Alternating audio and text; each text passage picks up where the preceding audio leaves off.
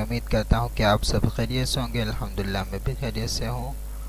पिछली वीडियो में मैंने बताया था कि यूएसबी को विंडो बूटेबल कैसे बनाते हैं। विंडो बूटेबल जो भी विंडो हो वो ऐसे ही बूटेबल बन सकती है, जैसे मैंने पिछली वीडियो में बताया था कि रफर सॉफ्टवेयर के ज़रिए किसी भी विंडो को बूटेबल यूएसबी बना सकते हैं। तो आज हम एमएक्स वर्ल्ड में कुछ शॉर्टकीज सीख लेते हैं ना। शॉर्टकीज से कैसे कैसे हम जैसे कि शॉर्टकीज से यह मदद हो जाती है कि थोड़ा फास्ट काम हो जाता है ना, थोड़ा जल्दी हो जाता है। तो चले चलते हैं। जैसे कि यहाँ पर हमने कोई भी एक टेक्स्ट लिखा, उसके बाद यहाँ पर हमने टेक्स्ट लिखने के बाद यहाँ पर इसे सेलेक्ट करना है। तो सेलेक्ट करने के लिए हम कंट्रोल ए का बटन प्रेस करते हैं ना।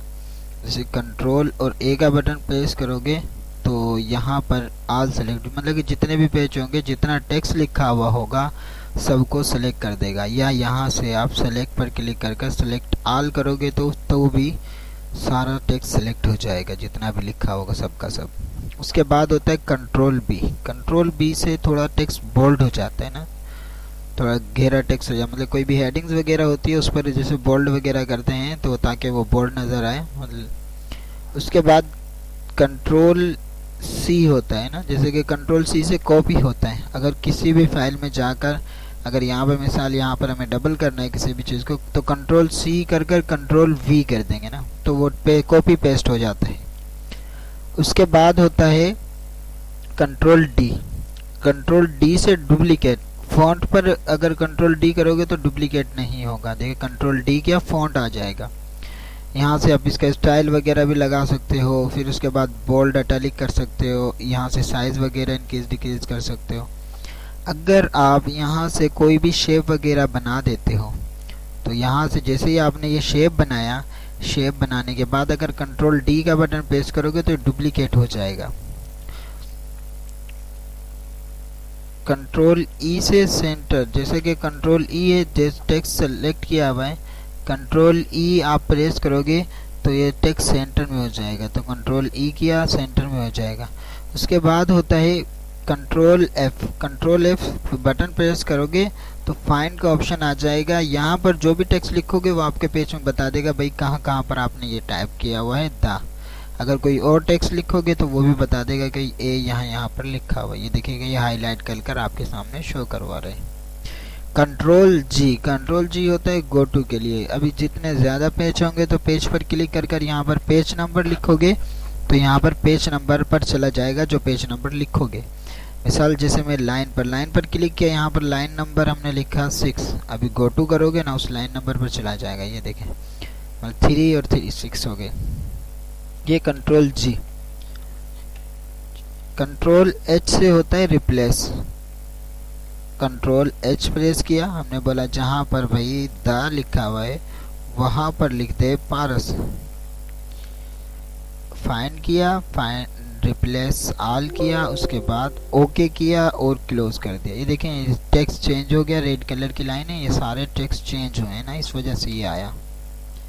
कंट्रोल आई से होता है इटैलिक। जैसे कंट्रोल ए ऑल सेलेक्ट किया, अगर कंट्रोल आई प्रेस करोगे तो इटैलिक हो जाएगा। देखिएगा मैं यहाँ पर कोई भी टेक्स्ट लिखता हूँ, यहाँ पर हमने लिखा पारस और उसे सेलेक्ट कर यहाँ से हमने इसका साइज़ इंक्रीज़ किया और यहाँ से हम इसे सेलेक्ट कर कंट्रोल आई किया तो वह इटैलिक हो गया, मतलब कि तिरछा हो गया, थोड़ा सा तिरछा टेक्स्ट हो जाता है। इस वजह से कंट्रोल आई करते हैं तो वो कहीं पर भी थोड़ा सा हेडिंग्स वगैरह पे इस्तेमाल करने के लिए।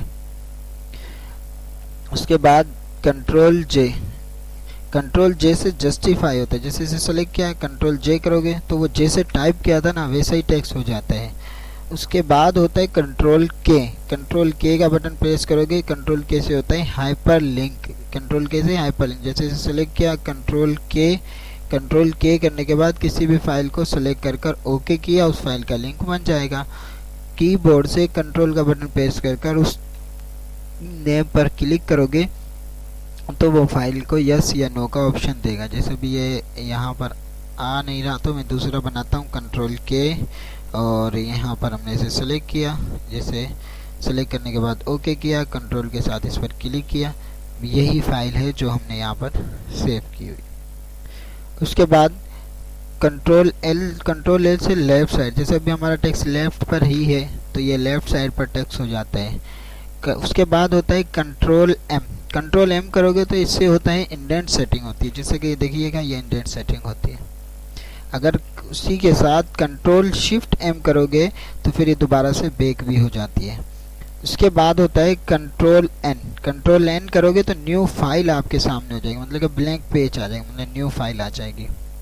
उसके बाद होता है कंट्रोल ओ बटन प्रेस करोगे, जो भी फाइल है उस फाइल पर आप क्लिक करोगे तो वो फाइल आपकी ओपन हो जाएगी।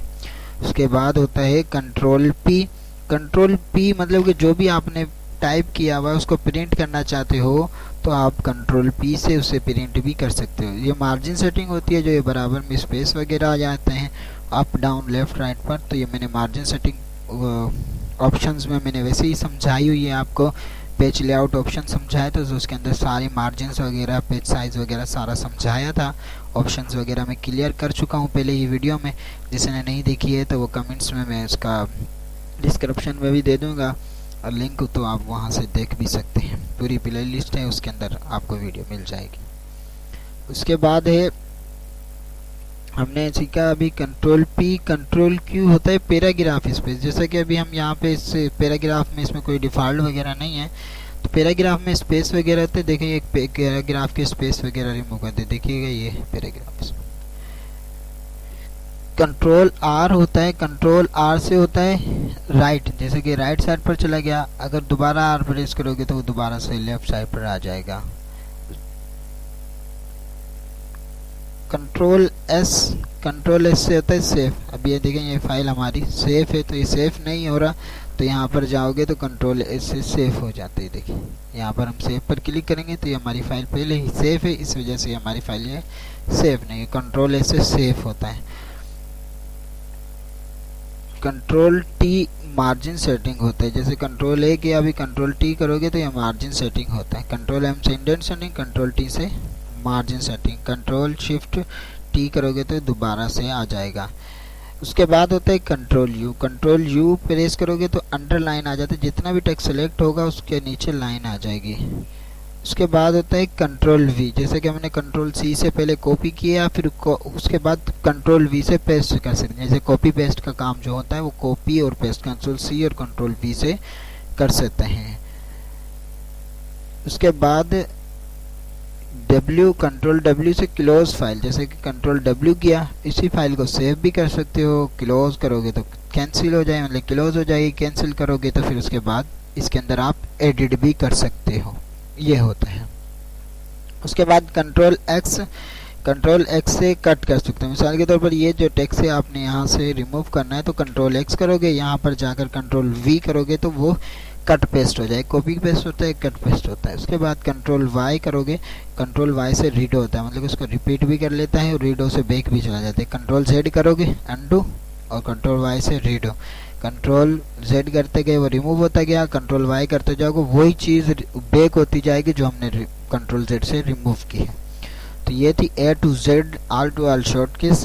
तो जिसको भी ये फाइल्स MX वर्ड में टाइप है, PDF फाइल चाहिए तो वो कमेंट्स में भी SMS कर दे, तो वो कमेंट्स में मैं उसका लिंक भी दे दूंगा, आप वहाँ से भी डाउनलोड कर सकते हो। और मैं स्क्रीनशॉट भी वैसे ही मैं इसका थंबनेल्स पर भी लगा दूंगा, आप वहाँ से भी लिख सकते हो। मिलते हैं नेक्स्ट वीडियो में, जब तक के लिए अपना ख्याल रखिएगा। अल्लाह हाफिज़।